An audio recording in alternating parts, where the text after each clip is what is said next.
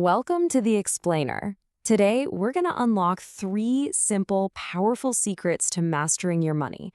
You know, the stuff they probably should have taught us in school. Let's dive right in. Yeah, if you're looking at this and nodding your head, trust me, you are not alone. For so many of us, personal finance feels like this giant, confusing puzzle. But here's the good news. We found the cheat codes.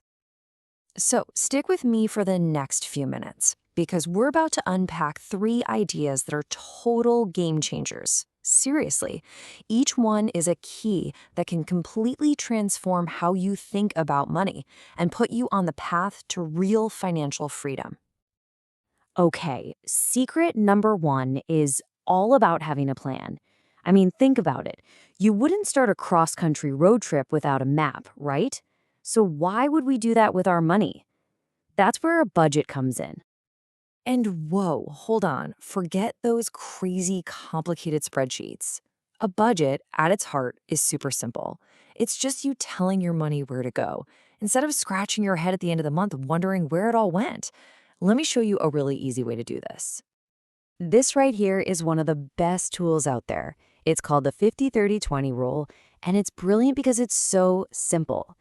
50% of your after-tax pay goes to your absolute needs. You know, rent, groceries, bills. 30%? That's for your wants, the fun stuff. And then, and this is the most important part, a non-negotiable 20% goes straight to your future. Savings, investments, paying down debt, that's the magic number. All right, so now that you've got a plan, you need the rate tool. Secret number 2 is all about understanding a number that most people are kind of scared of, but it can literally save you thousands of dollars. I'm talking about your credit score. You've definitely seen numbers like this before. 850 is basically a perfect score. But what does it even mean? Well, here's the thing. A credit score is not a grade on how rich you are. Nope. It's just a grade on how trustworthy you are. It tells banks how likely you are to pay them back. That's it. So how do they come up with this mysterious number? Well, it's not a mystery at all. Check out this chart. The 2 biggest slices of the pie, that's 65% of your entire score, are just 2 things: paying your bills on time and not maxing out your credit cards. Seriously, you get those 2 things right and you're already most of the way to a great score. And this, right here, this is maybe the biggest myth we need to bust. Your income has 0 to do with your credit score. Let me say that again. It doesn't matter if you're a student or a CEO. The score only measures your habits, not how much is in your bank account. It's all about reliability. Okay, time for our final secret. This one is a force so powerful that Albert Einstein supposedly called it the 8th wonder of the world. It sounds like magic, but I promise it's just math. And to prove it, let's look at a quick story about 2 friends, Miguel and Jasmine. So here's the deal. Miguel starts saving just 25 bucks a month right away. Jasmine kind of puts it off. You know, I'll get to it later. A whole decade goes by, and then she starts saving.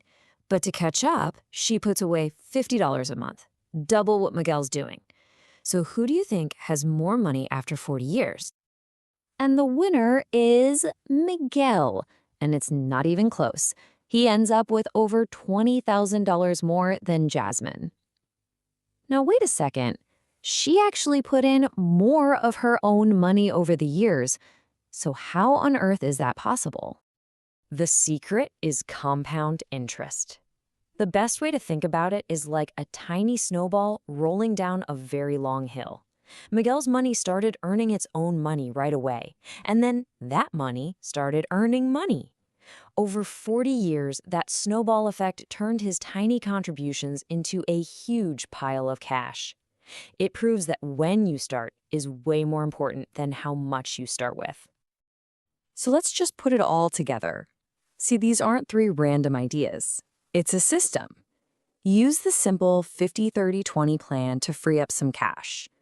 You master the tool of credit so you can keep more of that cash. And then you unleash the absolute magic of compounding by putting that cash to work as early as possible. That's it. That's the formula. Look, you don't have to fix everything overnight. That's not the point. The story of Miguel and Jasmine proves that the smallest step you take today, even just 25 bucks, can have a massive, life-changing impact down the road. The real secret to all of this, it's just getting started.